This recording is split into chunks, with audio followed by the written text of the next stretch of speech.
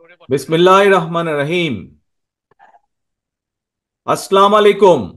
প্রিয় বাংলাদেশ, আজ কারামুক্ত পুরো বাংলাদেশটাকেই বিগত 15 বছর ধরে বন্দি করে ফেলা হয়েছিল। আয়নাঘর মুক্ত আজ আমাদের প্রিয় বাংলাদেশ। বিরোধী মতের মানুষকে আয়নাঘরে আটকে রাখা হতো, আজ উন্মুক্ত হয়েছে গণতন্ত্রের দ্বার। আজ মুক্ত, স্বাধীন প্রিয় বাংলাদেশ। প্রিয় বাংলাদেশের সাহসী ছাত্র জনতাকে বিরচিত অভিনন্দন। প্রিয় দেশবাসী, আপনাদের ঐক্যবদ্ধ আন্দোলনে গণহত্যাকারী হাসিনা দেশ ছেড়ে পালিয়েছে।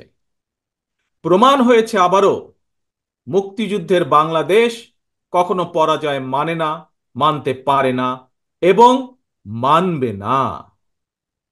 বাংলাদেশের পক্ষের শক্তি ঐক্যবদ্ধ থাকলে কোনো অপশক্তি বাংলাদেশকে দমিয়ে রাখতে পারবে না, ইনশাল্লাহ। 1971 এর মুক্তিযুদ্ধ আর 2024-এর মুক্তিযুদ্ধ, উভয় মুক্তিযুদ্ধেই জনগণের বার্তা একটি। কি সেটি? সেই বার্তা হলো, শর্ত দিয়ে স্বাধীনতা হয় না। স্বাধীনতা প্রিয় জনগণ, স্বাধীনতা অর্জন কিংবা স্বাধীনতা রক্ষায় কোনো শর্ত মানে না, মানতে রাজি না।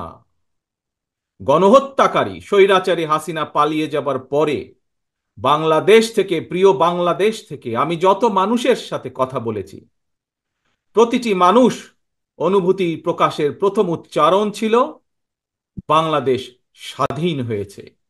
স্বাধীন বাংলাদেশ থেকে বলছি। দেশ এবং জনগণকে স্বাধীন করতে গিয়ে চোখে মুখে বুকে গুলি আলিঙ্গন করা আবু সাইদ কিংবা মুগ্ধের মতন হাজারো ছাত্র ছাত্রী, তরুণ তরুণীকে প্রাণ বিসর্জন দিতে হয়েছে। আহত হয়েছেন অসংখ্য, অগণিত মানুষ। এর ভিতরে ছাত্র ছাত্রী রয়েছেন, এর ভিতরে রয়েছেন সাধারণ মানুষ, গৃহিণী, এর ভিতরে রয়েছেন রাজনৈতিক নেতা কর্মী বৃন্দ। গণতন্ত্রের বিজয়ের ইতিহাসের এই মানুষগুলোর স্মরণীয় হয়ে থাকবেন। ছাত্র জনতার এই বিপ্লবে দেশের সকল শ্রেণী পেশার মানুষ সেদিন রাজপথে নেমে এসেছিলেন। গণতন্ত্রের পক্ষের রাজনৈতিক দলের নেতাকর্মীদের পাশাপাশি একজন মা যেমন তার সন্তানকে কোলে নিয়ে সেদিন রাজপথে সামিল হয়েছিলেন, একইভাবে শিক্ষক, সাংবাদিক, বুদ্ধিজীবী, সাংস্কৃতিক কর্মী, শ্রমিক সহ সকল শ্রেণী পেশার মানুষ সেদিন রাজপথে নেমে এসেছিলেন। 52, 71 কিংবা 90-এর মতন দেশের ছাত্র সমাজ বিজয়ের নতুন আরেকটি অমর ইতিহাস রচনা করেছেন। ছাত্র জনতার ঐক্যবদ্ধ বিপ্লবের মধ্য দিয়ে 2024 সালের 5ই আগস্ট বাংলাদেশ দেখেছে আরেকটি বিজয়। আমি বিএনপি সহ গণতান্ত্রিক আমি প্রতিটি রাজনৈতিক দলের পক্ষ থেকে দলমত নির্বিশেষে অভিনন্দন জানাই বাংলাদেশের বীর জনতাকে। প্রিয় দেশবাসী, হাজারো শহীদের রক্তের বিনিময়ে অর্জিত স্বাধীনতার গৌরবকে কালেমুক্ত করার ষড়যন্ত্র এরই ভিতরে আবার শুরু হয়ে গিয়েছে। দেশকে গণতন্ত্রের উত্তরণের চলমান প্রক্রিয়াকে বাধাগ্রস্ত করতে সারা দেশে অস্থিতিশীল পরিবেশ সৃষ্টির ষড়যন্ত্র স্পষ্ট হয়ে উঠছে। প্রশাসনের প্রতি আহ্বান, শক্ত হাতে আইন শৃঙ্খলা নিয়ন্ত্রণ করুন, প্রতিটি মানুষের নিরাপত্তা নিশ্চিত করুন। ধর্ম, বর্ণ পরিচয়ের কারণে কেউ যেন নিরাপত্তাহীনতায় না থাকে, সবার আগে সেটি নিশ্চিত করতে হবে। দেশের বর্তমান পরিস্থিতিতে বিএনপি সহ বাংলাদেশের গণতন্ত্রের পক্ষের দলগুলোর দৃষ্টি আকর্ষণ করে বলতে চাই, ষড়যন্ত্রকারীদের এই নৈরাজ্যের কাছে আমরা হার মানতে পারি না। আমি বিশেষ করে এই মুহূর্তে দেশের সবচেয়ে বড় এবং জনপ্রিয় রাজনৈতিক দল হিসাবে সারা দেশে বিএনপির সর্বস্তরের নেতাকর্মীর প্রতি আহ্বান রেখে বলতে চাই, আপনারা যিনি যেখানে বসবাস করেন সেখানে আপনার বন্ধু কিংবা পাড়া প্রতিবেশী, তিনি মুসলমান, বৌদ্ধ, হিন্দু, খ্রিস্টান, ধর্মীয় পরিচয় যাই হোক না কেন, বিশ্বাস যাই হোক না কেন, তার নিরাপত্তায় আপনি ঢাল হিসাবে দাঁড়িয়ে দৃষ্টান্ত স্থাপন করুন। আমাদেরকে মনে রাখতে হবে, বাংলাদেশে ভূখণ্ডে বসবাসকারী প্রত্যেকটি মানুষের একটি পরিচয়, সেটি হচ্ছে আমরা বাংলাদেশী। প্রিয় ভাই বোনেরা, আরেকটি বিষয়ের প্রতি আপনাদের দৃষ্টি আকর্ষণ করে কথা বলতে চাই। একটি সভ্য এবং গণতান্ত্রিক রাষ্ট্রে পুলিশ অপরিহার্য। পুলিশ জনগণের শত্রু নয়। গণহত্যাকারী হাসিনা বিনা ভোটে ক্ষমতায় থাকার জন্য আইন শৃঙ্খলা বাহিনীকে জনগণের শত্রু হিসাবে দাঁড় করিয়েছে।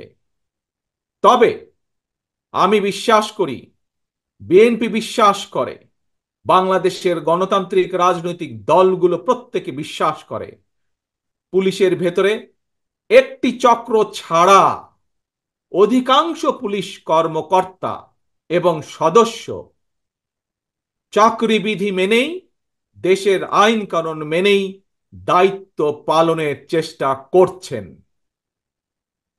হাসিনার পালনের পরে বর্তমানে খুব সুকৌশলে একটি চক্র পুলিশের মনোবল ভেঙে দেওয়ার ষড়যন্ত্রে লিপ্ত হয়েছে। পুলিশকে অকার্যকর করে দেওয়া গেলে দেশকে অস্থিতিশীল করা সহজ। ধর্মীয় সংখ্যালঘু জনগোষ্ঠীর মনে নিরাপত্তাহীনতা সৃষ্টি করা সহজ। অস্থিতিশীলকারীদের আমি হুঁশিয়ার করে দিয়ে বলতে চাই, পুলিশ কিংবা ধর্মীয় সংখ্যালঘু জনগোষ্ঠী আজ থেকে, এই মুহূর্ত থেকে হামলা কিংবা নৈরাজ্য বন্ধ করুন। এমনকি কেউ বিএনপির নাম ব্যবহার করে কোনো অপকর্ম করতে চাইলে তাকে ধরে আইনে হাতে তুলে দিন। কোনো পুলিশের বিরুদ্ধে কোনো সুনির্দিষ্ট অভিযোগ থাকলে সংশ্লিষ্ট কর্তৃপক্ষের কাছে যথা নিয়মে অভিযোগ দায়ের করুন। দেশবাসীর প্রতি আমার বিনীত আহ্বান, কেউ দয়া করে নিজের হাতে আইন তুলে নেবেন না। প্রতিহিংসা, প্রতিশোধে লিপ্ত হবেন না দয়া করে। বিচারের ভার নিজ হাতে দয়া করে তুলে নেবেন না। কেবল দৃষ্টান্ত অনুসরণ নয়, নিজেই দায়িত্বশীলতা এবং মানবাধিকার দৃষ্টান্ত স্থাপন করুন।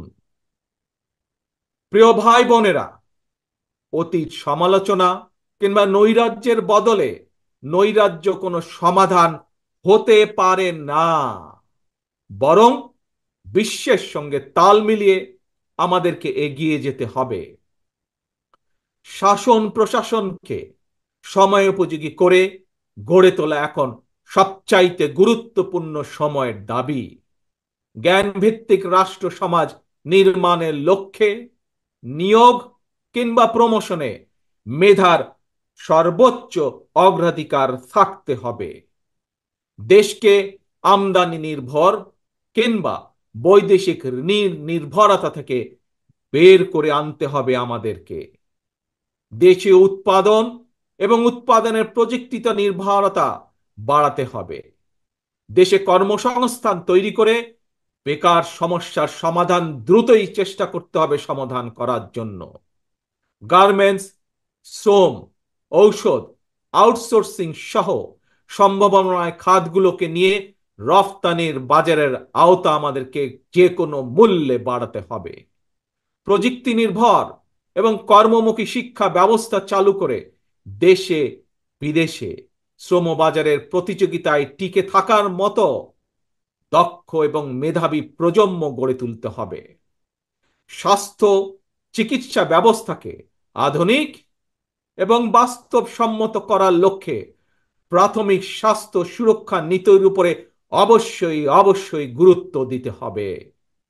সবার জন্য সুবিচার নিশ্চিত করতে আইনের শাসন নিশ্চিত করা অবশ্যই অবশ্যই প্রয়োজন এবং নিশ্চিত করা হবে। প্রিয় ভাই বোনেরা, দেশে কিংবা প্রবাসে এমন অনেক বাংলাদেশি রয়েছেন যারা জ্ঞানে বিজ্ঞানে অভিজ্ঞতায় সমৃদ্ধ। প্রচলিত রাজনৈতিক ব্যবস্থায় বিজ্ঞদের এরকম অনেকেই সংশ্লিষ্ট হতে চান না।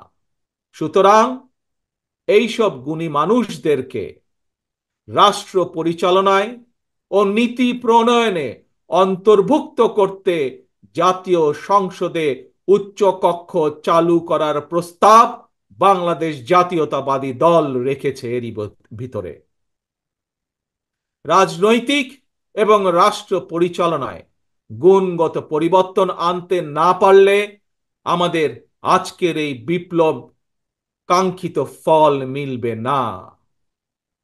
প্রিয় ভাই বোনেরা, 12.5 কোটি ভোটারের অধিকার কেড়ে নিয়েছিল স্বৈরাচার। গত 15-16 বছর ধরে জনগণের উপরে স্বৈরা শাসন চাপিয়ে দিয়েছিল। স্বৈরাচার গণহত্যাকারী হাসিনার পতনের মধ্যে দিয়ে হাজারো শহীদের রক্ত রঞ্জিত বিপ্লবের প্রথম ধাপ সফল হয়েছে মাত্র। ছাত্র জনতার এই রক্ত ঝরা বিপ্লবের চূড়ান্ত লক্ষ্য একটি বৈষম্যহীন গণতান্ত্রিক বাংলাদেশ। তাই বিপ্লবের লক্ষ্য বাস্তবায়নে দ্রুততম সময়ের মধ্যে জাতীয় নির্বাচন অনুষ্ঠান করতে হবে। দ্রুততম সময়ের মধ্যে জনগণের ভোটে নির্বাচিত প্রতিনিধিদের কাছে ক্ষমতা হস্তান্তর করতে হবে। স্বৈরাচার হাসিনা পতনের রক্ত রঞ্জিত বিপ্লবকে সার্থক এবং সফল করে আসুন নাগরিক হিসাবে আমরা আরো দায়িত্বশীল আচরণ করি। বিভেদ, বিরোধ, হিংসা, প্রতিহিংসা নয়। আসুন সবাই মিলে রাষ্ট্র এবং সমাজে মুক্তিযুদ্ধের মূল মন্ত্র সাম্য, মানবিক মর্যাদা, সামাজিক সুবিচার প্রতিষ্ঠা করার শপথ গ্রহণ করি। নতুন প্রজন্মের জন্য একটি দুর্নীতিমুক্ত এবং জবাবদিহিমূলক একটি নিরাপদ গণতান্ত্রিক বাংলাদেশ আমরা গড়ে তোলার সর্বোচ্চ চেষ্টা করি। সর্বশেষে আমি আমার দলের নেতা কর্মী সমর্থক শুভাকাঙ্ক্ষীদের উদ্দেশ্যে বলতে চাই, আমরা সকলে ঐক্যবদ্ধ থাকলে তারুণ্যের জন্য যে তারুণ্যর নেতৃত্বে আজ বাংলাদেশের এই বিপ্লব সফল হয়েছে, আমরা সকলে ঐক্যবদ্ধ থাকলে আগামী দিনের বাংলাদেশের জন্য তারুণ্যের জন্য একটি নিরাপদ ভবিষ্যৎ আমরা গড়তে পারবো ইনশাল্লাহ। সবাই যার যার এলাকায় জনগণের সঙ্গে থাকবেন, জনগণকে সঙ্গে রাখবেন, কারণ জনগণই বিএনপির সকল ক্ষমতার উৎস। আল্লাহ হাফেজ। বাংলাদেশ জিন্দাবাদ। বাংলাদেশ জাতীয়তাবাদী দল জিন্দাবাদ।